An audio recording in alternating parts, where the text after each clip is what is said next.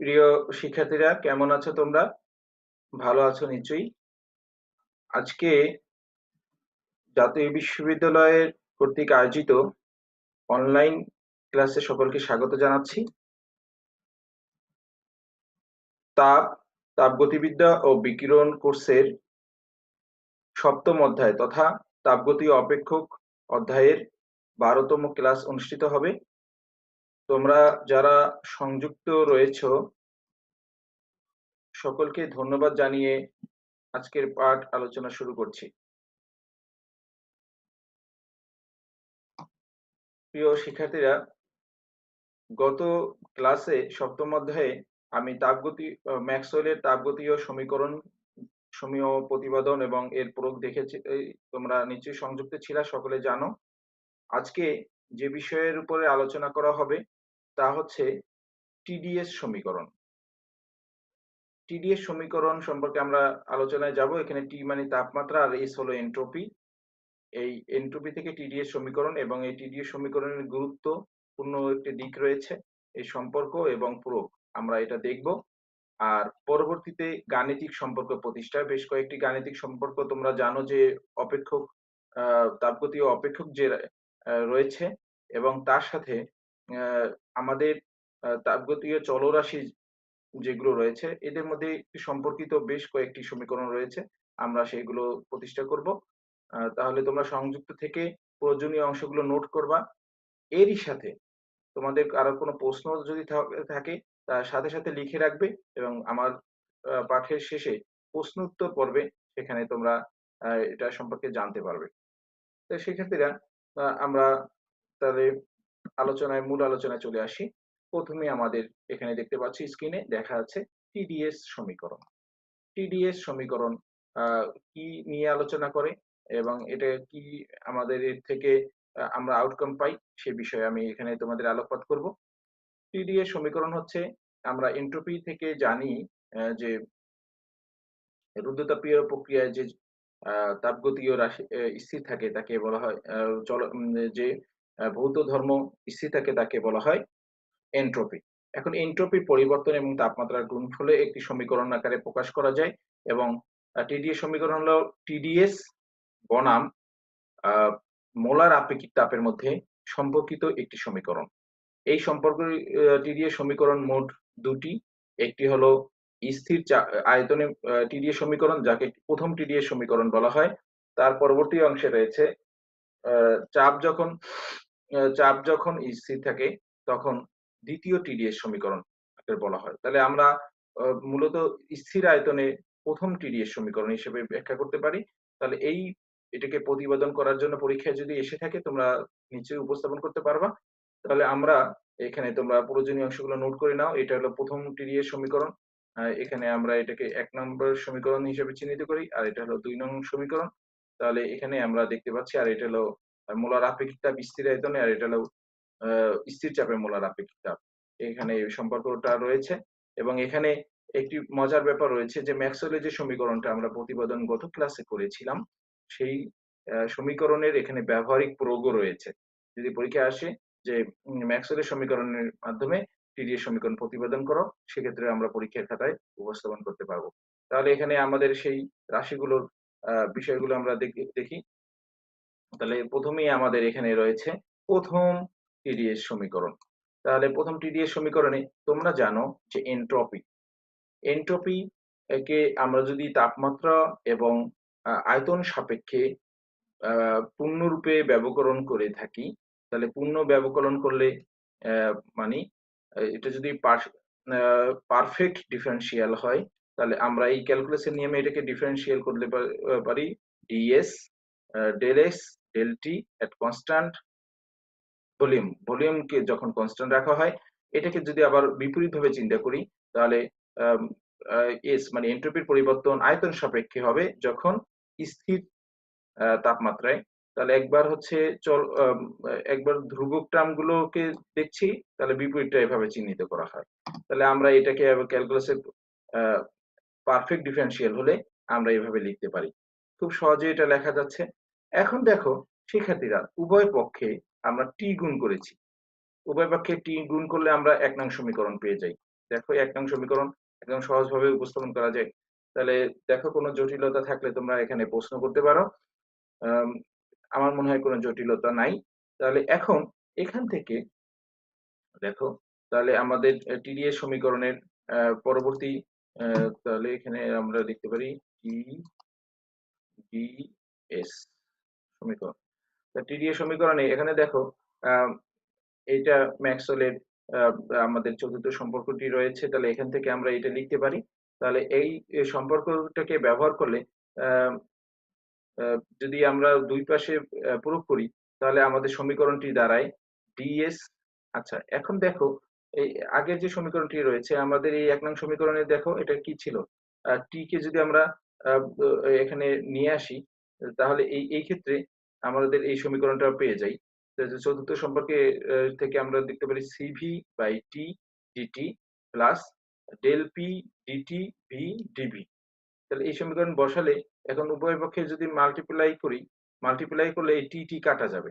টি কাটা গেলে এখানে আমাদের এখান থেকে লেখা যাবে TDS equal to CV DT plus T del P del T V DT.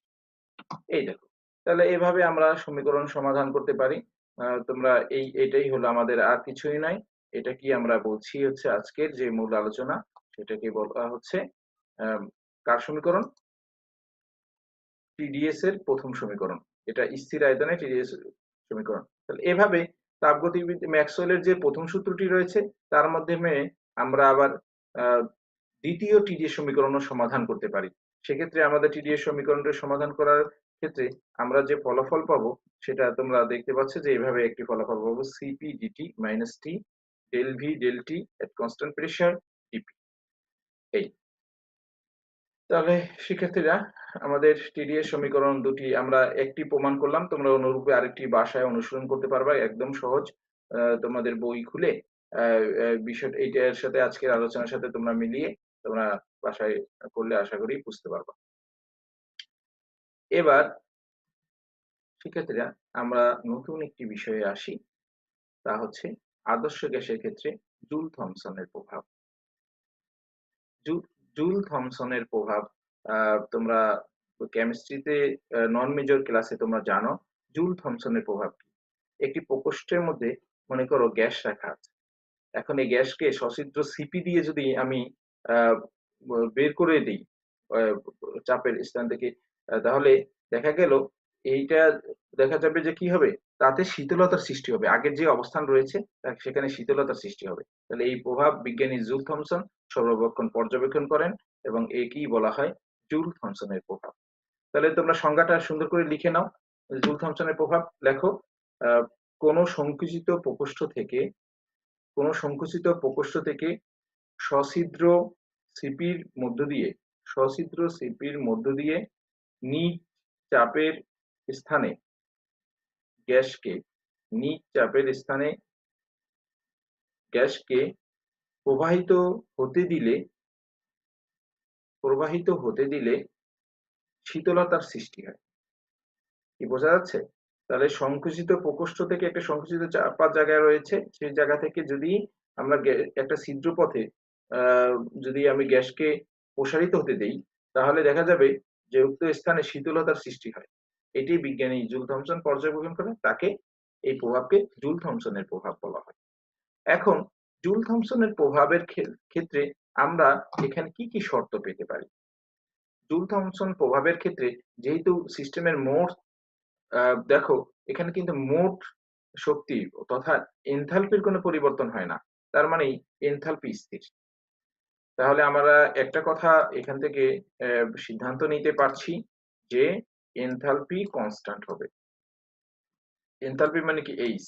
H equal to তোমরা জানো কি U প্লাস অভ্যন্তরীণ শক্তি R প্লাস PV।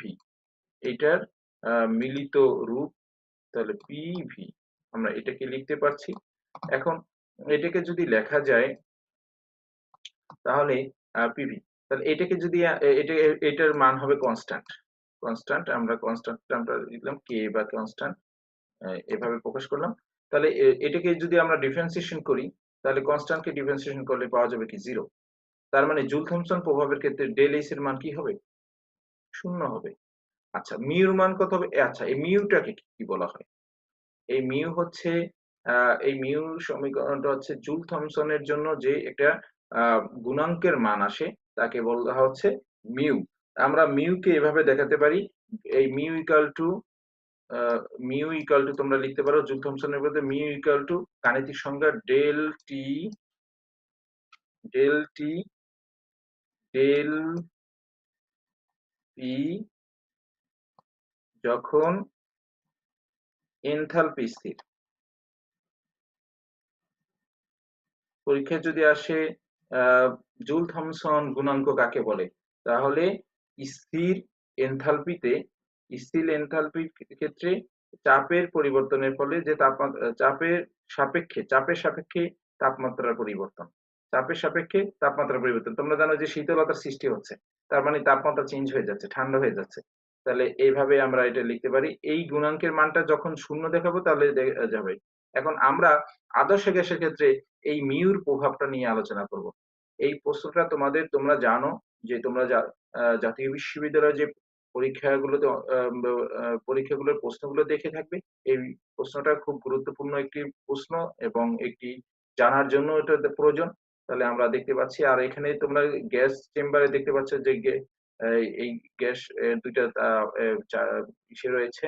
আ এখানে এখানে এটা একটা পিস্টন রয়েছে। ক্রাফট মানে কি পিস্টন রয়েছে। তাহলে এভাবে চাপ প্রয়োগ করে এটাকে পরিবর্তন ২ দিক থেকেই করা যায়। তাহলে এই হলো বিষয়।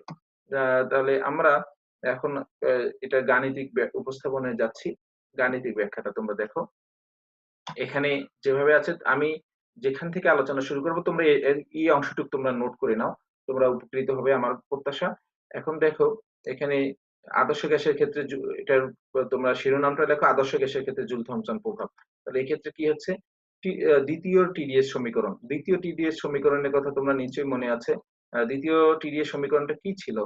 আ আমাদের মনে আছে কি? দ্বিতীয় টিডিএস সমীকরণ?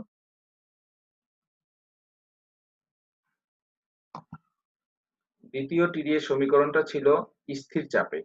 আ স্থির চাপে টিডিএস সমীকরণ কি? দ্বিতীয় টিডিএস সমীকরণ বলে। যদি বলে আ টিডিএস সমীকরণ আ তাহলে এক্ষেত্রে আমরা বের করতে পারি আ এখান থেকে তাহলে আমরা লিখতে পারি TDS equal to Cp dt minus T del V del T at constant pressure তাহলে স্থির চাপে ঘটবে এটাকে।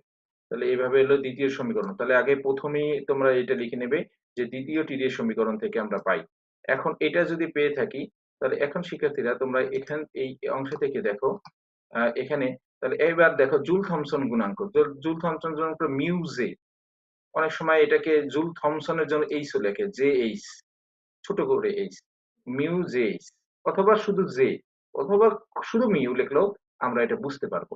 তাহলে এটা লিখলে সংজ্ঞানুসারে এটা লেখা যায় যে স্থির এনথালপিতে চাপের সাপেক্ষে তাপমাত্রার যে পরিবর্তন হয় কোন একটা সিস্টেমে তাহলে এক্ষেত্রে এখন দেখো আমরা একটু সমীকরণে যাব সেখানে আমাদের এখানে দেখো এখানে কি রয়েছে সেক্ষেত্রে এনথালপি ইকুয়াল টু আমরা কি লিখতে পারি শিক্ষার্থীরা তোমরা একটু খেয়াল করো আহ, এখানে এই সমীকরণটাকে আমরা এইটা কোথায় পাই এনথালপির যে মূল সমীকরণ রয়েছে তাহলে এখানে লিখতে পারি এনথালপি সংজ্ঞা থেকে তাহলে আমরা প্রথম রয়েছে টিডিএস সমীকরণ নিয়ে আসবো তারপর জুল থমসনের গুণাঙ্কের সংজ্ঞা নিয়ে আসবো ২ ৩ নম্বরে এই কথাটা আসবে এনথালপি সংজ্ঞা থেকে পাই DH equal to TDS VDP okay আচ্ছা এবার দেখো এই যে টিডিএস এর এই সমীকরণটাকে যদি আমরা ১ নং সমীকরণ হিসেবে চিহ্নিত করি তাহলে ১ নং সমীকরণের মান এই জায়গায় একে ২ নং সমীকরণে ২ নং এ বসিয়ে দিই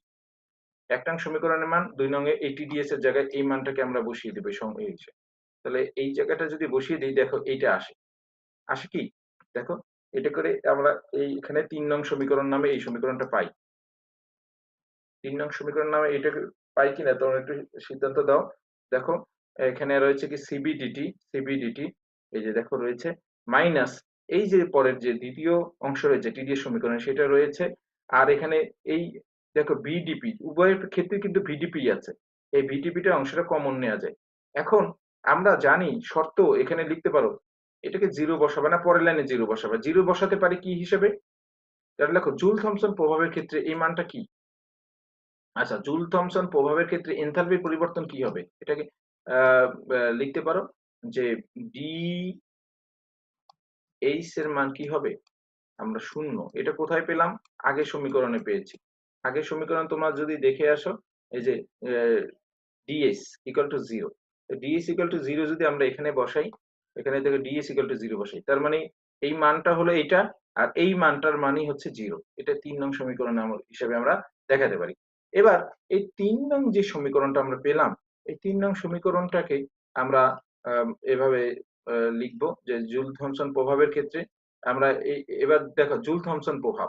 তাহলে জুল থমসনের গুণাঙ্কের আমি যে বিষয়টা আনবো, তাহলে এটা কি লিখবো? Mu J del T by del P equal to 1 by CP. এটা কিভাবে পেলাম? একটু খেয়াল করো। একটু আমরা একটু ব্যাকে যাই। এখানে দেখো এটা যখন 0 পাই, তো 0 পাইলে এটা দেখো এটাকে যদি এই সাইডে নিয়ে আসি, তাহলে ডিটি আর ডিপি কে যদি নিচে নিয়ে আসি, বুঝতে পারছো? ডিটি আমরা যদি সাইড চেঞ্জ করি, তাহলে এটা কি এই পাশে থাকে, আর এটা কি এই পাশে চলে আসে। তাহলে তাহলে ডিপি ডিটির নিচে আসবে কি ডিপি, ডিটি নিচে আসবে ডিপি। তাহলে ডিপি নিচে আসলে আমরা ডিটির নিচে ডিপি আসবে। তাহলে 1 by CP T del V del T minus V. তাহলে দেখো এইটাই কিন্তু, তাহলে এই সমীকরণটা এখানে লেখা যাচ্ছে। এখন এই সমীকরণটা আমরা পেয়ে যাই। এটাকে আমরা দিতে পারি 4 নং সমীকরণ। 4 নং সমীকরণ গুণাঙ্কের ক্ষেত্রে 4। এখন আদর্শ গ্যাসের ক্ষেত্রে আমরা লিখতে পারি পিভি ইকুয়াল টু এন আর টি। এক মোল গ্যাসের ক্ষেত্রে এন এর মান 1, এন এর মান 1 দেখাবো। তাহলে এক মোল গ্যাসের ক্ষেত্রে আমরা দেখাতে পারি এন এর মান 1। তাই সেক্ষেত্রে আমরা যদি এটাকে লিখি, তাহলে শিক্ষার্থীরা তোমরা দেখো PV equal to R T. তাহলে del V by del T, del V by del T equal at constant pressure equal to R by P equal to V by T. Okay, ঠিক আছে তো? আচ্ছা, তোমরা একটু খেয়াল করো, এদিকে তাকিয়ে দেখো, তাকাও স্ক্রিনের দিকে। এখানে দেখো তো ডেল ভি, তোমরা কি বুঝতে পারছো কিনা দেখো। PV equal to R T, del V by del T pressure যদি স্থির রাখে, তাহলে আমরা এই সমীকরণটা পেয়ে যাই। ঠিক আছে? তাহলে এটা যদি হয়, তাহলে এইটা ইকুয়াল টু কি আর বাই পি। ঠিক আছে? কারণ এখানে ডিপির মানটা চিহ্ন, তাহলে আমরা লিখবো কি ডিপির মানটা ভি ডি পি, ভিডিপি আমরা দেখাতে পারি VDP equal to R D T, R DT. দেখো তাহলে ভিডিপি, এখন তোমরা বলতে পারো যে স্যার ভি তো এখানে চাপও তো চলক, চাপ চলক হলে এটা দেখো এই স্থির চাপে হবে। এটা দেখো স্থির চাপে, তাহলে স্থির চাপে যখন ঘটবে, তখন আমরা এই সমীকরণে কি করব দেখো শিক্ষার্থীরা। এখানে তাহলে আমরা এই সমীকরণ থেকে আমরা দেখো এই লাইনটা খুব সহজেই পেয়ে যেতে পারি। তাহলে লিখতে পারি ডেল ভি, এখানে এই টার্মটার বদলে লিখবো হচ্ছে, এটাকে আমরা বাদ দিয়ে এটাকে রাখবো না, আমাদের এটার বদলে, কারণ এটা জিরো হয়ে যাবে, আমাদের আসবে কি ভি না পি ডিভি, পি ডিভি, কারণ পিভি কে ব্যবকলন করলে ভিডিপি পাই প্লাস পিডিভি পাই। এখন ডিপির মান 0 হয়ে যায় কারণ এই স্থির চাপে, তাহলে থাকবে পিডিভি। পিডিভির বদলে আমরা এটা লিখতে পারি ডিপি, আর এই পাশ থেকে আনবো ডিটি, ডিটি কে ভাগ হয়ে গেল। তাহলে DV by DT at constant pressure equal to R by P equal to, এই আর বাই পি এর বদলে আমাদের এখান থেকে এই সমীকরণটা এইভাবে দাঁড়াচ্ছে। দেখো এটা বুঝতে পারছি। এখন এই আর বাই এটার বদলে যদি আমরা এটা লিখি আর বাই পি, এটা ভি বাই টি, এটা আবার কোথায়? আর বাই পির বদলে আবার এই এটাকে যদি আমরা একটা সমীকরণ দিই, মনে করো এই সমীকরণ এক্স দিই বা এ দিই, সমীকরণ এক্সই ধরলাম। এই সমীকরণ এক্স ধরলে আর বাই পি, দেখো আর বাই পি এর বদলে লেখা যায় ভি বাই টি। এই যে ভি বাই টি, ঠিক আছে, ভি বাই টি। এখন ভি বাই টি এর মান এই আমাদের 4 নং সমীকরণে বসাই দেব। কোথায়? ডিভি বাই এই যে এই মানটা, কারণ এইটা ইকুয়াল টু কত, ভি বাই টি এর মানে কি কোনটা, এটা না, এই মানটা আমাদের এখানেই আছে। এই যে এই সমীকরণ তোমরা দেখতে পাচ্ছ, এখানে আমরা করার ক্ষেত্রে দেখব। তাহলে আমাদের এই সমীকরণটা আসবে। তাহলে এটা যদি বসাই দিই, তাহলে দেখো মিউ জে, তার মানে জুল থমসন গুণাঙ্ক equal to 1 by CP T TV. তাহলে এখন টি টি কাটা যাবে, ভি মাইনাস ভি আসে, তাহলে ভি মাইনাস ভি মানে কি, ভি থেকে ভি মাইনাস হয়ে যাবে, আসবে কি? 0। তার মানে আমরা দেখলাম যে জুল থমসন গুণাঙ্কের মান 0 হয়ে গেল। কখন? আদর্শ গ্যাসের ক্ষেত্রে। তাহলে মন্তব্যটা লেখো যে জুল থমসন প্রভাবের ক্ষেত্রে আদর্শ গ্যাসের ক্ষেত্রে জুল থমসন প্রভাব 0। তার মানে জুল থমসন যে ইফেক্ট আমরা পাবো সেটা আদর্শ গ্যাসের ক্ষেত্রে 0 পেয়ে গেলাম। কারণ এটার গুণাঙ্কের মানটা 0 হয়ে যাচ্ছে। তাহলে এই হলো আমাদের এতটুকু প্রমাণ করে পরীক্ষার জন্য খুবই গুরুত্বপূর্ণ। তোমরা প্রয়োজনীয় সংখ্যক স্টেপ নিয়ে এটাকে সমাধান করবা। এখানে হয়তো আমাদের স্লাইড সংখ্যা খুব বেশি বেড়ে যাবে। এইজন্য আমাদের স্লাইড সংখ্যাকে সীমিত পরিসরে আমাদের রাখা হয়েছে। তোমরা যতটুকু পারো বইয়ের সহযোগিতা নিয়ে এবং এই লেকচারের সহযোগিতা নিয়ে বাসায় আরো প্র্যাকটিস করলে জানতে পারবে। শিক্ষার্থীরা, আমাদের গুরুত্বপূর্ণ একটি বিষয় আমরা শেষ করলাম। এবার আরেকটি প্রশ্ন বারবার পরীক্ষায় এসে থাকে। সেই প্রশ্ন নিয়ে আমি আলোচনা করতে চাই। সেটা হলো আদর্শ গ্যাসের ক্ষেত্রে অন্তঃস্থ শক্তি। তোমরা দেখো, আম এখানে দেখো 1 মোল আদর্শ গ্যাসের ক্ষেত্রে তাপগতিবিদ্যার ১ম সূত্র থেকে আমরা জানি এটা। তোমরা দেখো এখানে কোনো বিষয় আছে যেটা না বোঝা যায়, এটাকে আমরা একটা সমীকরণ দিয়ে দেখি। dQ du P dV। এটা যেকোনো তাপগতীয় সিস্টেম নেই।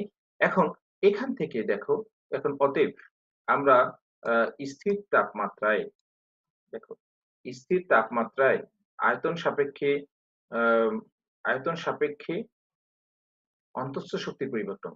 আয়তন সাপেক্ষে তার মানে আয়তন সাপেক্ষে, আয়তনকে ডিপেন্ডেন্ট করা হচ্ছে। আয়তন সাপেক্ষে কার? অন্তঃস্থ শক্তির পরিবর্তন। আমরা এটাকে দেখতে চাই। তাহলে এটা করার জন্য আমরা এখানে এটা কখন ঘটবে? স্থির তাপমাত্রায়। তাহলে এভাবে যদি হয় তাহলে আমরা ডি কিউর বদলে আমরা এভাবে লিখতে পারি। আ এটা আংশিক ব্যবকলন করে। তাহলে ডি কিউ, ডি এর বদলে লিখতে হবে ডি কিউ এক তাপগতিবিদ্যার ১ম সূত্র প্রয়োগ করে মাইনাস পি ডিভি। আচ্ছা, ঠিক আছে? দেখো না বোঝার ক্ষেত্রে এখানে দেখো ডেল ভি। এবার এবার দেখো এইটাকে আমরা তাপগতিবিদ্যার ২য় সূত্র প্রয়োগ করে লিখতে পারি ডিটিএস, টিডিএস, টিডিএস, টি ডেল এস এভাবে লেখা যায় টি ডেল এস, যেহেতু এটা ডেল্টা আছে del Q, T del S minus P del V আর ডিভি আগের মতোই আছে এট কনস্ট্যান্ট টেম্পারেচার। আচ্ছা, এখন থেকে এখন দেখো এইটাকে দুইটাকে যদি আমরা সাজিয়ে লিখি তাহলে এখানে উম, এটার ক্ষেত্রে এটা আসে এইভাবে, এভাবে লেখা যায়। দেখো, আর দ্বিতীয় যে অংশ রয়েছে ডিভি, ডেল ভি এখানে ক্যান্সেল হয়ে যায়, তাহলে থাকবে পি, পি লেখা যায়। ঠিক আছে? আচ্ছা, এটা যদি লেখা যায় এখন, এটা ম্যাক্সওয়েলের যে তাপগতীয় সম্পর্ক আমরা প্রতিবেদন করেছিলাম সেই সম্পর্ক থেকে প্রতিষ্ঠা করছিলাম সেই সম্পর্ক। তাহলে সেই অনুসারে ডেল এস আর ডেল ভি, ডেল এস আর ডেল ভির বদলে লেখা যাবে কি? এটার বদলে ডেল এস বাই ডেল ভির বদলে লেখা যাবে del P by del T. T equal to del P by del T at constant volume. তাহলে এটা কি ম্যাক্সওয়েলের সম্পর্ক? এটা হলো ম্যাক্সওয়েলের সম্পর্ক। এটা লিখতে পারো ম্যাক্সওয়েলের সম্পর্ক, ম্যাক্সওয়েলের সম্পর্ক। তাহলে ম্যাক্সওয়েলের সম্পর্ক আমরা প্রুভ করে এভাবে লিখতে পারি। আচ্ছা, এখানে দেখো তাহলে এই হলো T del P del T V minus P. Okay, আচ্ছা, তাহলে এটা ম্যাক্সওয়েলের সম্পর্ক থেকে।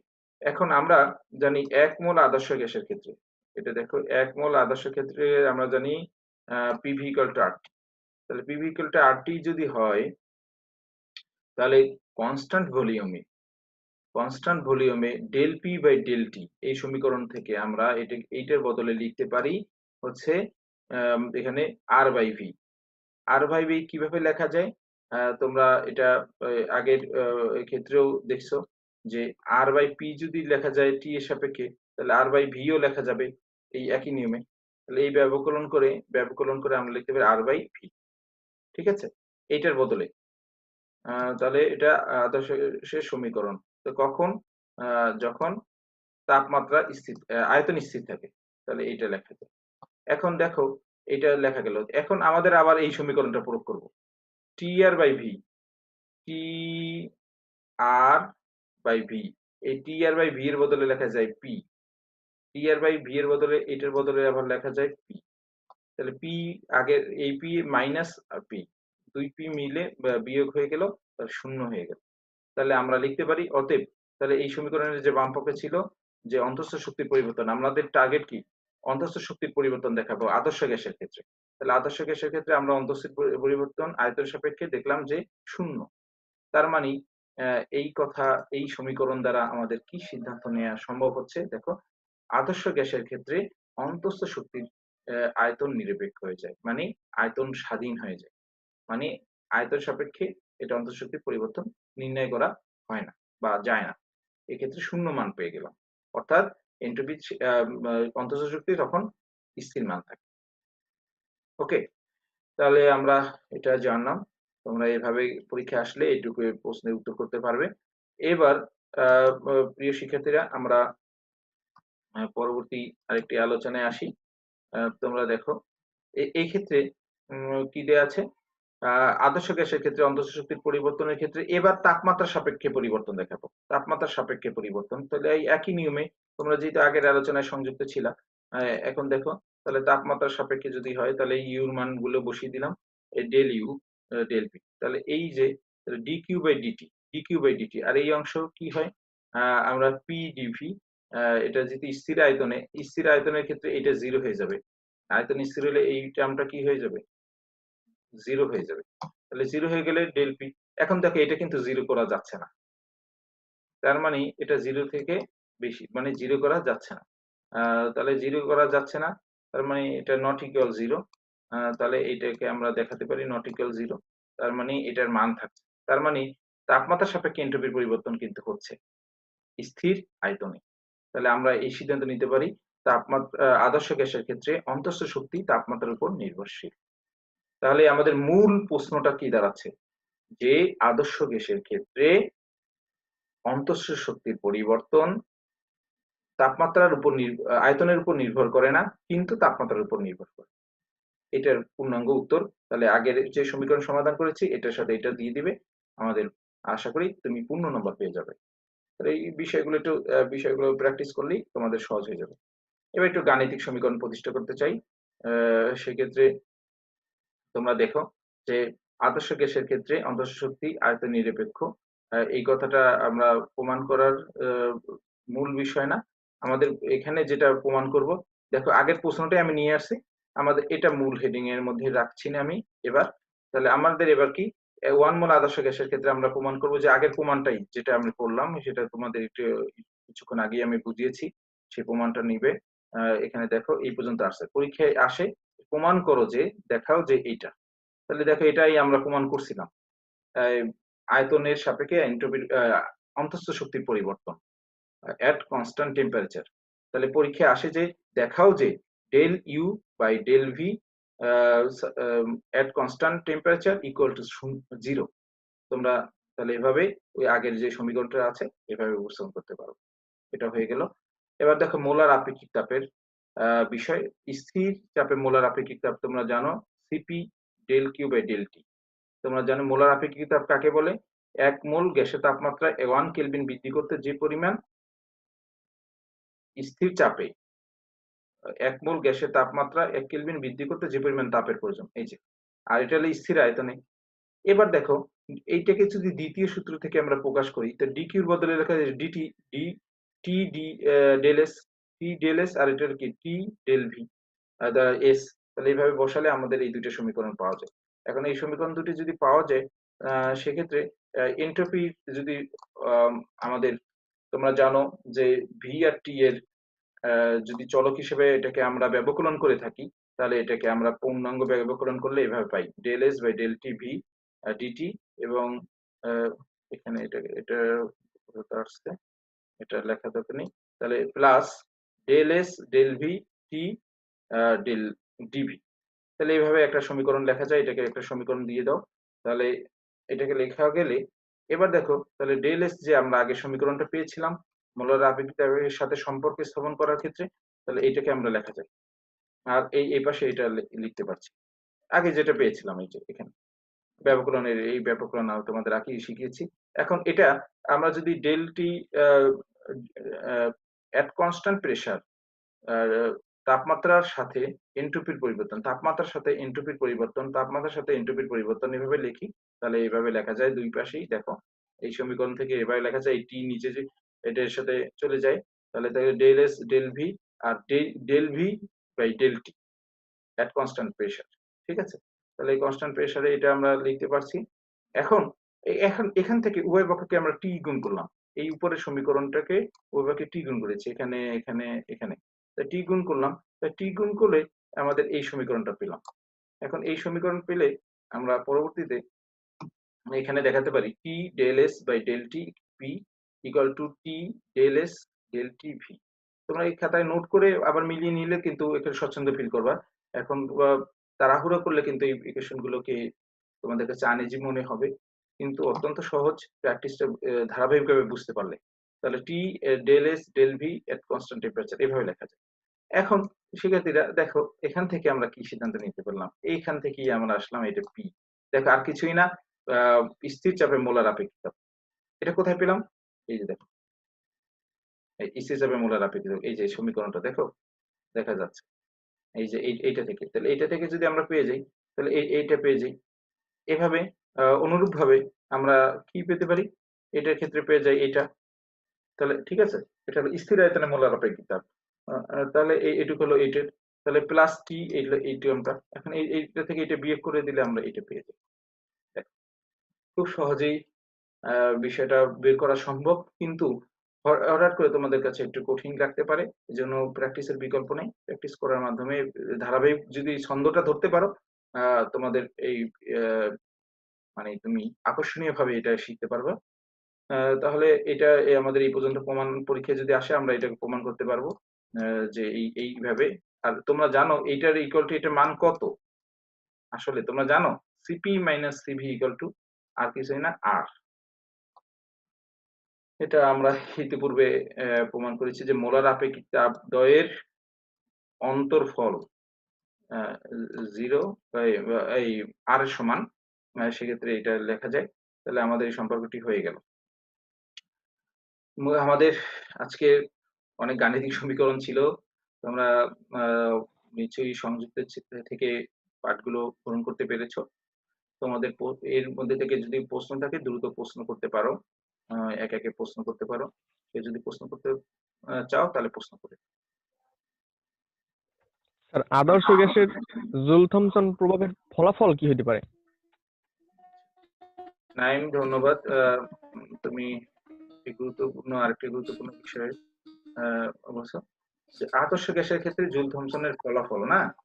আদর্শ গ্যাসের ক্ষেত্রে আমরা জুল থমসন প্রভাবের ক্ষেত্রে জুল থমসন গুণাঙ্কের মান আমরা 0 পেয়েছি। আচ্ছা, এই নেটওয়ার্কের সমস্যা হয়তো। ঈশা, তুমি প্রশ্ন করা থেকে বিরত থাকো, আমরা তোমার প্রশ্নটা পরে নিব।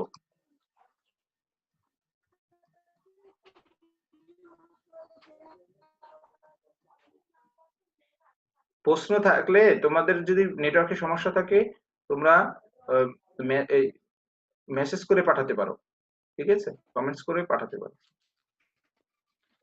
আচ্ছা, তাহলে আমি ওর প্রশ্নের উত্তর দিই। কারণ আমাদের আদর্শ গ্যাসের ক্ষেত্রে দেখো জুল থমসন প্রভাবের ক্ষেত্রে মিউর মানটা আমরা কি পেয়েছি, 0 পেয়েছি। তাই মিউর মানটা যখন 0 পেয়েছি তার মানে এর কোনো প্রভাব নাই, তার মানে প্রভাব মুক্ত। তার মানে জুল থমসন প্রভাব আদর্শ গ্যাসের ক্ষেত্রে মানে তুমি পাবে না। এটার যে প্রভাবটা কি বলা আছে যে ছিদ্র পথে যদি আমরা গ্যাসকে সঞ্চারিত করতে দেই তাহলে এখানে ওই স্থানে শীতলতার সৃষ্টি হয়। এই প্রভাবটা আদর্শ গ্যাসের ক্ষেত্রে হ্যাঁ এটা পাবা না, ঠিক আছে। এই প্রভাবটা আদর্শ গ্যাসের ক্ষেত্রে পাবা না, বাস্তব গ্যাসের ক্ষেত্রে হয়তো পেয়ে যাবে, হয়তো না অবশ্যই পাবে, কিন্তু আদর্শ গ্যাসের ক্ষেত্রে এটা পাবা না, কারণ এটা মিউর মানটা আমরা গাণিতিক ভাবে প্রমাণ করে দেখিয়েছি। মিউর মানটা নাই, মানে জুল থমসনের জন্য যে প্রভাবক যে রাশিটি রয়েছে সেখানে সেটা মানটা 0 পেয়ে যায় আদর্শ গ্যাসের প্রেক্ষিতে। ঠিক আছে, আর আজকে প্রশ্ন নিচ্ছি না, আমাদের সময়ের স্বল্পতা রয়েছে। তোমাদেরকে ধন্যবাদ। আমি ইয়ামিন, ইয়ামিন কি তুমি উত্তর করতে পারবা?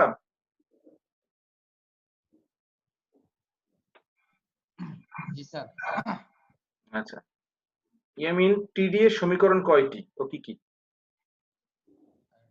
টিডি এর সমীকরণ হচ্ছে দুইটা, কি কি?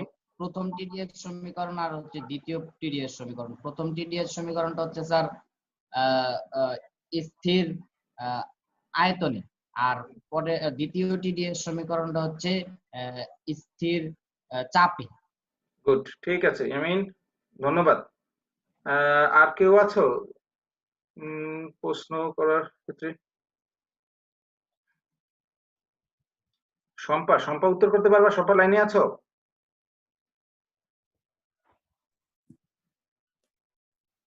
হ্যাঁ শম্পা? স্যার। আচ্ছা, শম্পা তুমি বলো জুল থমসন প্রভাব কাকে বলে? কোন সংকুচিত প্রকোষ্ঠ থেকে সছিদ্র পথে প্রবাহিত হতে দিলে শীতলতার সৃষ্টি হয়, আর এটি হচ্ছে